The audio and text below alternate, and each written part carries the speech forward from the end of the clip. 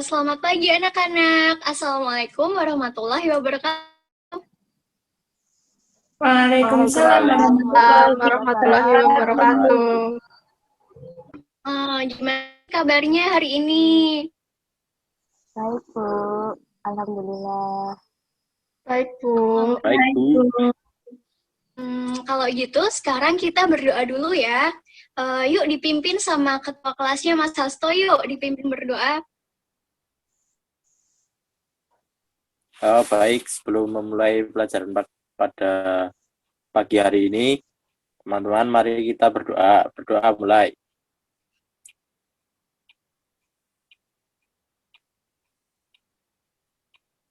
Berdoa selesai. Terima kasih Mas Hasto sudah memimpin berdoa pada pagi hari ini. Oke, sekarang Ibu absen dulu ya. Siapa aja nih yang datang? Yang pertama, Mbak Dwi Puji Lestari. Hadir, Bu. Iya. Terus yang kedua, Mbak Fatia Nur Rohmah. Hadir, Bu. Ya. Yang ketiga ada Mbak Hera Safari Putri Apriliana. Hadir, Bu. Ya. Terus ada Mbak Fahni Hidayanti. Hadir tidak? Hadir, Bu. Ya. Dan yang terakhir Mas Hasto Utomo hadir. Baik. Kita hadir. Ini hadir semua ya. Terus gimana nih pagi ini? Udah pada sarapan belum? Sudah, Bu. Sudah. Sudah, Bu. Ada yang belum sarapan? Aku, Bu. Udah semua ya. Kita harus sarapan setiap pagi supaya semangat sekolahnya, terus juga bisa lebih konsentrasi ketika belajar ya. Jangan sampai nggak sarapan loh ya. Baik, Bu. Ya, Baik, Bu. Ya. Pertama, kita kan Ibu mau mengulas ya pembelajaran sebelum hari ini. Jadi kemarin kan kita sudah belajar tentang bagian-bagian tubuh manusia. Nah, semua udah pada belajar kan untuk itu, dan semua juga udah tahu kan tentang bagian-bagian tubuh manusia. Nah, sekarang masuk ke materi baru. Materinya apa? Tunggu dulu ya habis ini. Sekarang Ibu mau nanya, di rumah nih kan lagi nggak sekolah, lagi sekolah di rumah, berarti banyak waktu luang dong. Ayo, siapa yang suka menanam kalau di rumah? Saya, Bu. Saya. Saya, Bu. Saya. Wah, semuanya suka menanam ya. Oke, Ya. bagus kalau begitu, karena kita akan lebih mengenal tumbuh-tumbuhan, dan juga menanam adalah kegiatan yang positif, jadi harus terus dikembangkan, oke? Baik, Bu. Baik, Bu. Oke. Terus coba kita nyanyi lagu Lihat Kebunku yuk, biar lebih semangat sekolahnya. Ya, Bu. Dipimpin oleh Mbak Fatia ya. Yuk Mbak Fatia. Nah, mari teman-teman kita bernyanyi Lihat Kebunku. 1, 2, 3. Lihat kebunku Penuh penuh dengan bunga. Ada yang putih dan ada yang merah.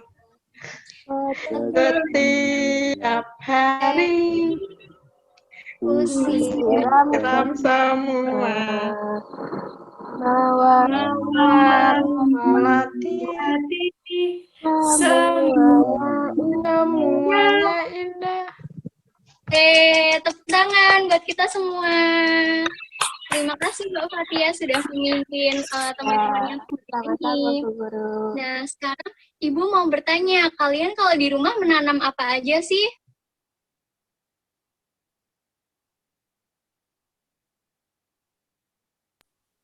Saya menanam bunga anggrek, Bu. Saya menanam Oh, bagus Mbak Fahmi. menanam kangkung juga, Bu.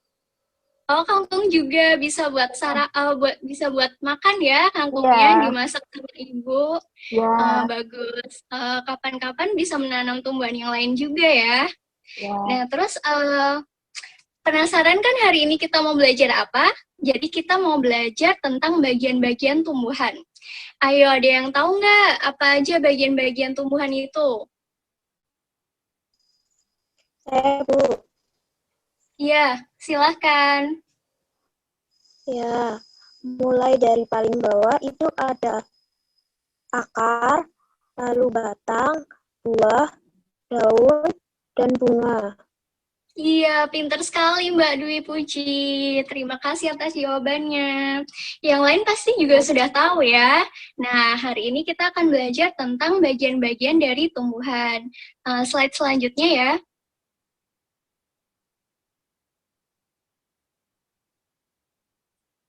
Oke, jadi selain kita belajar bagian-bagian tumbuhan, nanti kita akan mempelajari juga mengenai fungsi-fungsi dari tiap bagian tumbuhan.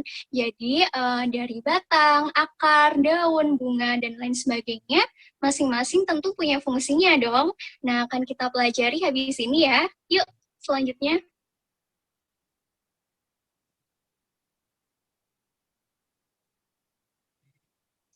Bagian-bagian dari tumbuhan.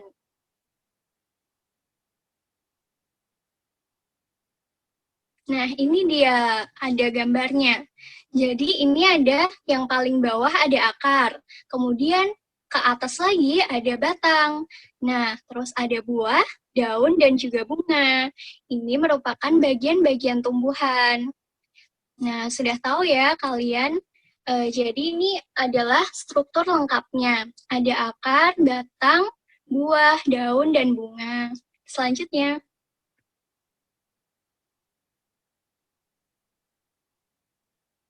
Yang pertama ada akar. Kalian tahu kan akar itu yang bagian mana? Ayo, ada yang tahu nggak akar itu letaknya di mana? Di dalam tanah, Bu. Iya, betul sekali. Akar letaknya di dalam tanah, dan akar itu terbagi menjadi dua. Yang pertama ada akar tunggang, dan yang kedua ada akar serabut. Nah, akar tunggang itu yang bentuknya kurus ya, lebih ramping. Kemudian yang akar serabut itu lebih terlihat berisi dan lebih banyak serabut-serabut akarnya, maka dikatakan atau dinamakan akar serabut. Nah, kemudian fungsinya itu adalah untuk menyimpan cadangan makanan, menyerap air dan setara, dan juga sebagai alat pernafasan pada tumbuhan. Kemudian yang kedua, daun. Nah, ternyata daun itu ada banyak macamnya ya, nggak cuma satu macam aja. Kalian kan pasti juga melihat masing-masing tanaman itu memiliki bentuk daun yang berbeda. Nah, contohnya ada melengkung, menjari, sejajar, dan menyirip. Kalian bisa lihat gambarnya di sini ya. Nah, fungsinya adalah sebagai tempat fotosintesis. Fotosintesis itu adalah proses dari tumbuhan untuk menghasilkan oksigen yang dibutuhkan bagi manusia dan hewan untuk bertahan hidup. Nah, kemudian juga sebagai alat pernafasan tumbuhan melalui stomata. Dan juga sebagai tempat untuk bernafas tumbuhan ya, itu melalui stomata atau pori-pori tumbuhan. Nah, jadi tumbuhan itu sebagai tempat pertukaran udaranya itu melalui daun, tepatnya di stomata. Kemudian yang ketiga ada batang. Ini batang pada tumbuhan pun berbeda-beda ya, nggak hanya satu macam. Tapi di sini kalian bisa lihat contoh batangnya. Fungsi dari batang yaitu sebagai pengangkut air dan setara, sebagai penopang akar agar dapat berdiri tegak dan menyimpan cadangan makanan juga bagi tumbuhan. Gitu. Next.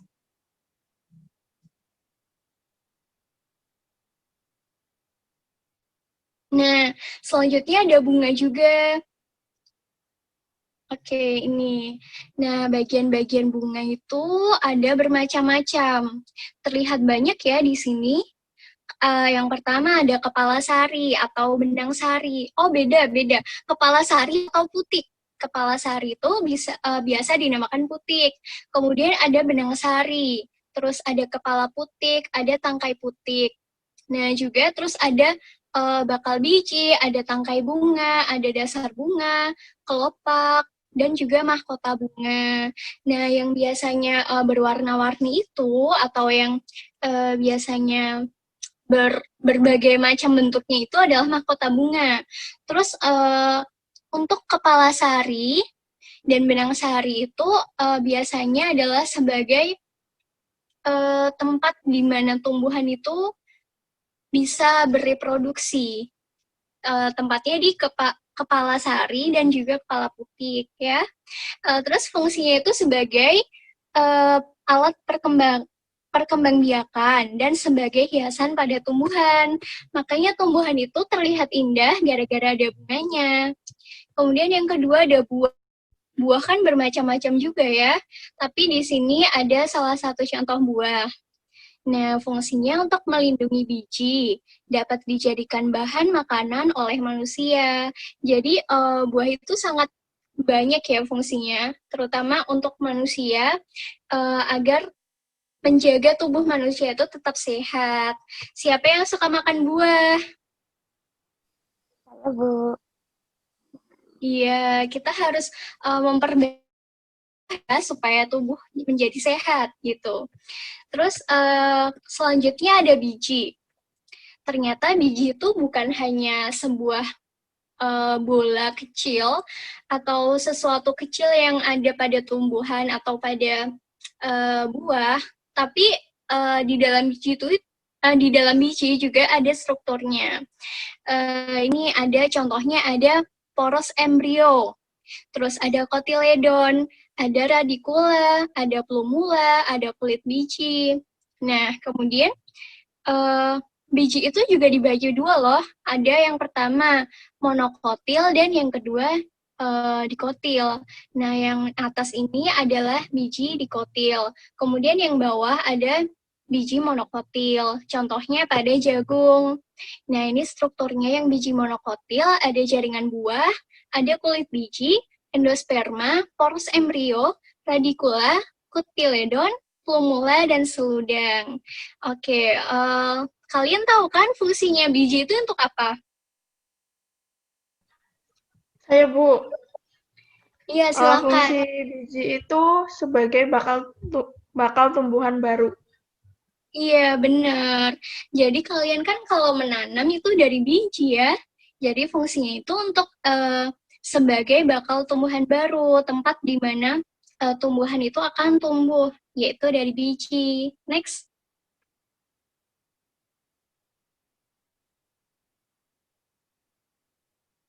Nah, apa fungsi biji pada tumbuhan? Ya, tadi sudah disebutkan ya. Oke. Nah, selanjutnya, tumbuhan itu kan tempatnya ada bermacam-macam ya. Ada yang di sekitar kita, ada yang tempatnya jauh di sana, ada yang harus hidup di tempat yang dingin, ada yang harus hidup di tempat yang panas. Nah, jadi lingkungan hidup tumbuhan itu juga berbeda-beda. Nah, kita akan mempelajarinya setelah ini. Yuk, next. Oke, yang pertama dataran tinggi. Nah, ada kan tanaman yang harus hidup. Nah, dataran tinggi itu apa sih, Bu? Jadi, dataran tinggi adalah permukaan bumi yang ketinggiannya lebih dari 200 meter di atas permukaan air laut. Jadi, dataran tinggi itu adalah sebuah permukaan bumi yang tinggi gitu, intinya ya. Nah, contohnya adalah gunung, pegunungan, terus juga bukit. Nah, biasanya di sana itu banyak perkebunan dan tempat wisata. Nah, coba sebutkan dataran tinggi di daerahnya Mbak Fahmi. Coba di mana Mbak Fahmi? Di rumah saya di dekat pesisir pantai, Bu. Jadi nggak tinggi datarannya. Oh gitu. Oh berarti di daerahnya Mbak Fahmi itu adalah dataran rendah ya, akan kita pelajari sehabis ini. Nah kalau di daerah Ibu itu ada dataran tinggi yang bernama Tawangmangu. Kalian pasti pernah mendengarkan. Nah itu salah satu dataran tinggi. Kemudian kalian bisa nggak sih menyebutkan apa aja, satu aja tumbuhan yang hidup di dataran tinggi?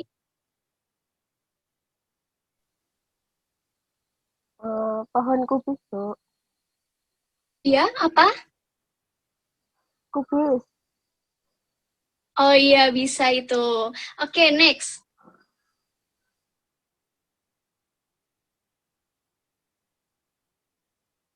Nah, ini dia contoh tumbuhan yang biasa tumbuh di dataran tinggi. Nah, ini ada kopi, ada coklat, ada karet, ada pinus, dan juga kayu jati. Nah, kalau buah itu biasanya buah stroberi kan? Nah, terus juga ada juga pohon cemara, seperti lagunya. Yang naik-naik ke puncak gunung, tinggi-tinggi sekali. Itu akan ada kan ada teks yang gini, ada lagu yang gini.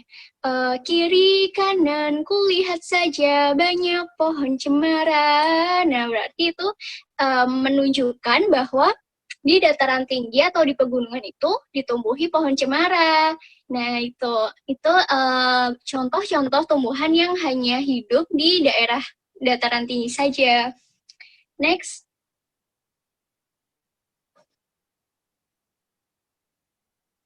Oke, yang kedua ada dataran rendah. Dataran rendah itu permukaan bumi yang datar dengan ketinggian kurang dari 200 meter dari atas permukaan air laut.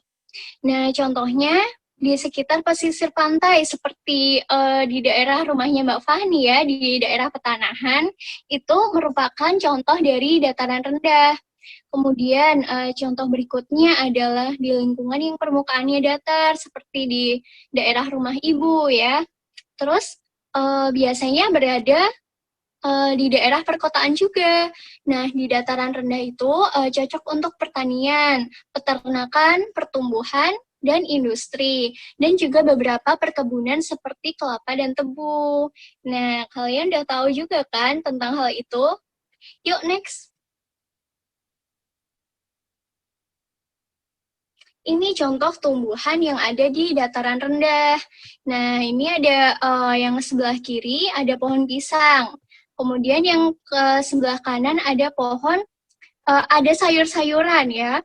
Jadi contohnya itu ada padi, sayur-sayuran, tebu, dan juga buah-buahan. Itu adalah tumbuh-tumbuhan yang biasa hidup di dataran rendah. Next.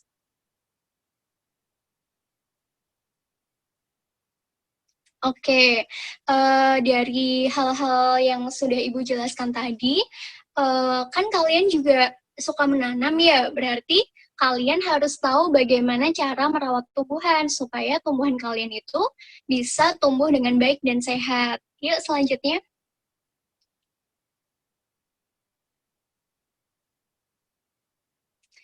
Nah, sekarang Ibu mau nanya, mengapa sih tumbuhan itu perlu disiram? Ayo, ada yang bisa jawab?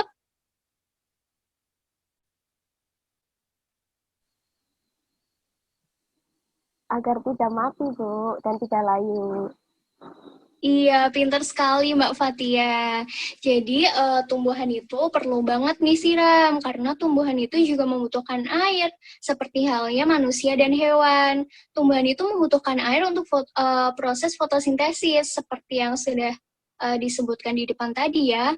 Jadi sebegitu pentingnya air, karena air bagi tumbuhan itu dapat terlibat dalam proses fotosintesis sehingga dapat menghasilkan oksigen untuk keberlangsungan hidup makhluk hidup. Yuk, next.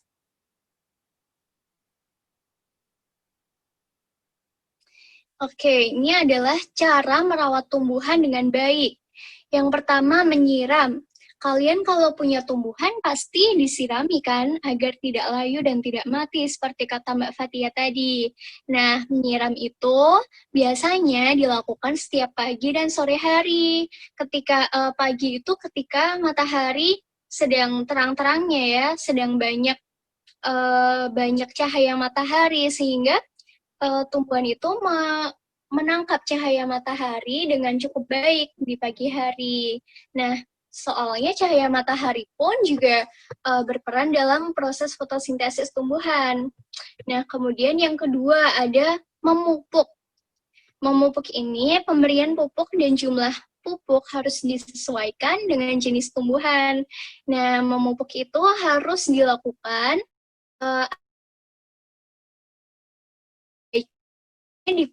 pemupukan itu dilakukan bersama tanah ya. Jadi tanahnya itu harus diberi pupuk supaya tumbuhan itu dapat berkembang dengan baik. Jadi pupuk itu ibaratnya sebagai nutrisi atau makanan bagi tumbuhan. Nah, yang ketiga ada penempatan. Jadi, tumbuhan itu harus diberikan cahaya matahari atau ditempatkan di tempat yang terkena sinar matahari.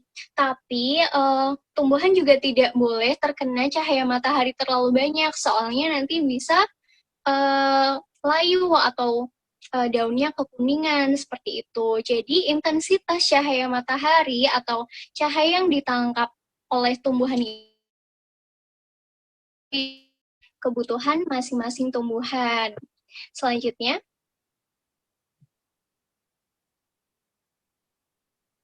nah oke, sebelum selesai nih, ini belum selesai loh ya. Ibu mau memberikan tugas kepada kalian. Ini tugasnya nggak gampang kok, nggak mudah kok. Jadi sulit sedikit, tapi Ibu yakin kalian pasti bisa. Oke, ini akan Ibu bagi ya untuk masing-masing anak. Yang pertama, sebentar ya. Oke, ya, yang pertama Mbak Dwi Puji kebagian untuk menjelaskan fungsi-fungsi pada batang tumbuhan. Kemudian yang kedua ada Mbak Fatia Nurrohmah yang kebagian untuk menjelaskan bagian-bagian batang pada tumbuhan. Fungsi ya, fungsi bagian batang pada tumbuhan. Kemudian yang ketiga ada Mbak Fahni Hidianti yang kebagian untuk menjelaskan fungsi-fungsi pada daun di sebuah tumbuhan. Kemudian selanjutnya ada Mbak Hera yang menjelaskan fungsi dari bunga pada tumbuhan. Selanjutnya ada Mas Hasto yang kebagian tugas menjelaskan fungsi pada biji tumbuhan. Yuk, Ibu beri waktu sekitar, oh kelamaan, 5 menit aja deh kalau gitu. Yuk, silakan dikerjakan ya. Baik, Bu. Baik, Bu. Semangat. Oh iya, nanti kalau udah bilang ya siapa yang udah tahu, nanti langsung bilang aja ke Ibu dan nanti dipresentasikan hasil dari kerjaannya ya. Baik, Bu.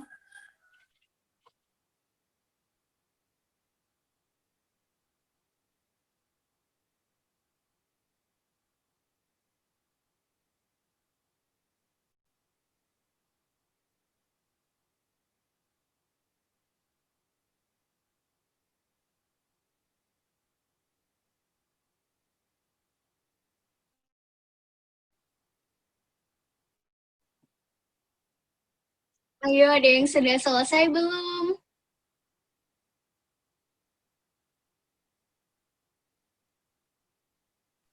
Sebentar lagi, Bu. Oke.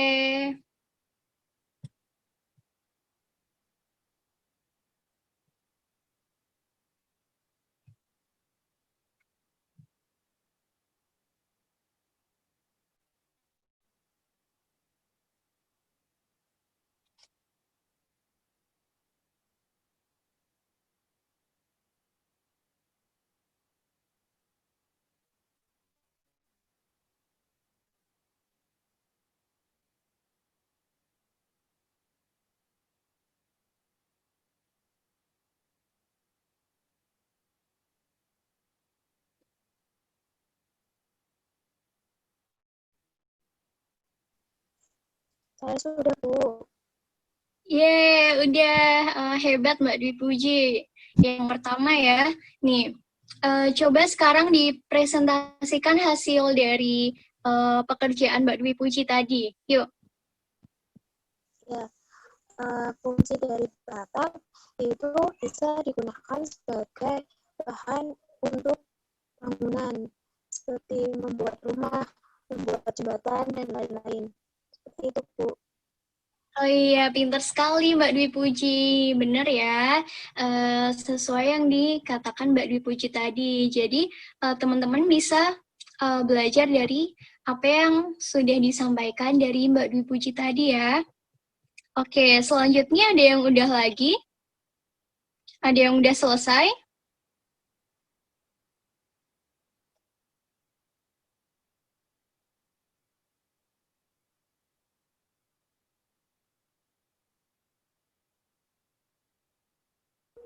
Saya Bu. Iya, Mbak Hera, silakan. Jadi bunganya itu bisa dijadikan hiasan. Iya, benar. Terus apa lagi? Udah. Iya, benar Mbak Hera. Jadi bunga itu juga bisa dijadikan hiasan, seperti misalnya untuk dekorasi, terus untuk buket ya, buket bunga juga bisa. Nah, seperti itu. Yuk, ada yang sudah selesai lagi? Saya, Bu. Iya, silakan Mbak Fatia. Saya mau menjelaskan fungsi akar tumbuhan, Bu. Iya. Nah, akar tumbuhan itu bisa dijadikan sebagai obat dan bumbu masakan, Bu. Oh iya, hebat Mbak Fatia. Benar, akar itu beberapa fungsinya yaitu untuk dijadikan bumbu masakan. Contohnya itu seperti jahe ya, termasuk akar ya, jahe. Nah, seperti itu. Oke, selanjutnya ada yang sudah selesai? Saya Bu. Saya sudah. Iya, silakan Mbak Fahni. Fungsi yang daun itu bisa dijadikan sebagai bahan makanan. Contohnya itu daun bayam bisa dimasak, Bu. Oh iya, Udah. betul sekali Mbak Fahni. Daun itu bisa dari mana saja ya? Banyak sekali contoh daun yang bisa dijadikan bahan makanan itu. Contohnya tadi yang disebutkan Mbak Fahni ada bayam, terus ada kangkung, ada apa lagi nih? Ada banyak ya ternyata. Daun singkong pun bisa, daun pepaya juga bisa ya. Daun apapun bisa. Jadi banyak sekali fungsi daun untuk bahan makanan. Silakan Mas Hasto.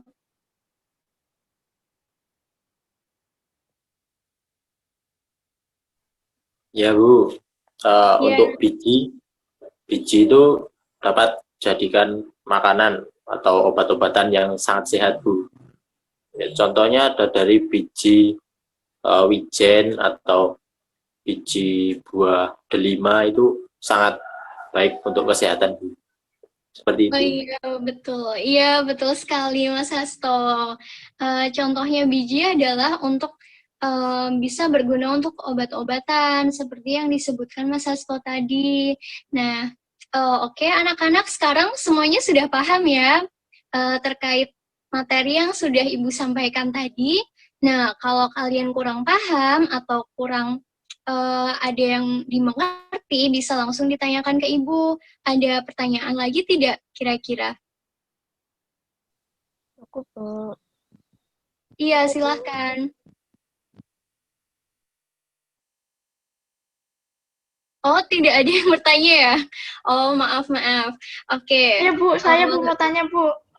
Oh iya, oke Mbak Hera, silahkan. Aku mau tanya Bu, Ya. akibat tidak menjaga dan merawat tumbuhan itu nanti gimana ya Bu? Oke. Terima kasih atas pertanyaannya ya Mbak Hera.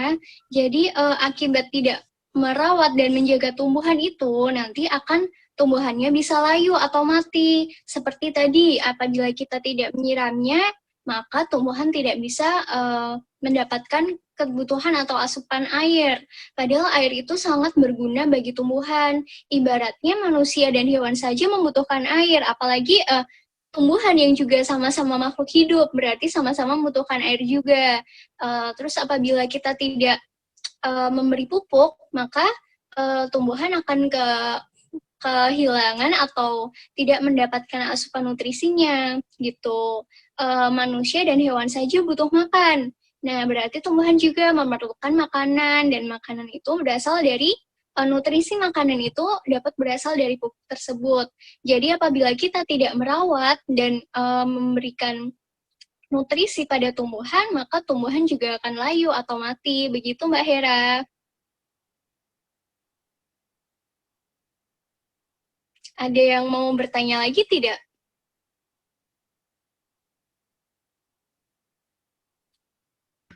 Oh begitu, makasih ya Bu. Iya, terima kasih. Sama-sama Mbak Hera, dan makasih atas pertanyaannya. Ada yang mau ditanyakan lagi mungkin?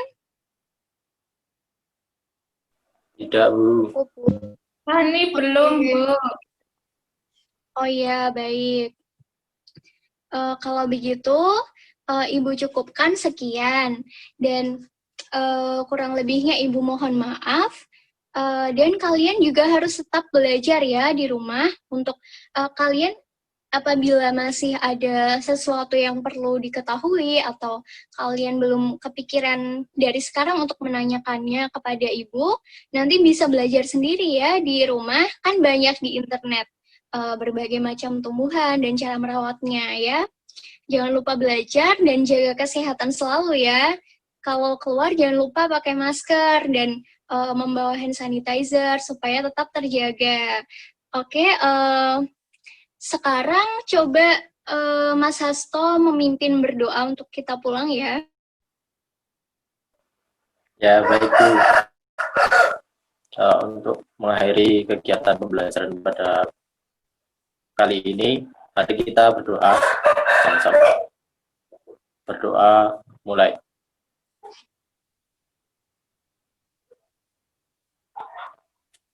Berdoa selesai. Alhamdulillahirabbil alamin. Oke. Baik, sekarang Ibu akhiri saja ya pertemuan pada hari ini. Kurang lebihnya mohon maaf. Wassalamualaikum warahmatullahi wabarakatuh. Waalaikumsalam warahmatullahi wabarakatuh. Terima kasih Bu. Terima kasih, Bu. Sama-sama. Terima kasih.